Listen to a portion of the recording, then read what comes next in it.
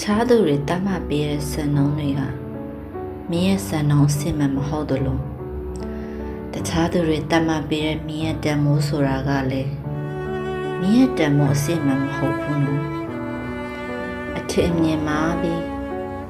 သေးသိမ်အားငယ်စိတ်တွေဝင်ပြီးစိတ်ဓာတ်မကျလိုက်ပါနဲ့မင်းရဲ့စံနှုန်းနဲ့မင်းရဲ့တန်မိုးကိုမင်းကိုယ်တိုင်ကပဲတတ်မှတ်ရမှာအဲ့ဒါမှသာအစစ်အမှန်ဖြစ်တော့မှာပေါ့မင်းကိုယ်တိုင်ကသာလေမင်းရဲ့အစစ်အမှန်ပါလူဆိုတာကလေသူတို့မြင်ချင်တဲ့အမြင်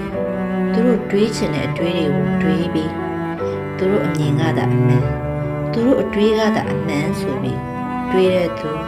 မြင်တဲ့သူလုပ်တဲ့သူကခံရများမဟုတ်လားအဲ့ဒါကြောင့်လေတခြားသူတွေကမင်းကိုစံနှုန်းလာတတ်မှတ်တာတန်မိုးလာဖြတ်တာတစိမ့်လာကတ်တာကိုမခံပါနဲ့မင်းနဲ့နော်မင်းရဲ့စစ်မှန်တဲ့စံနှုန်းတွေတန်မိုးတွေကမင်းကောင်းထဲမှာမင်းနှလုံးသားထဲမှာ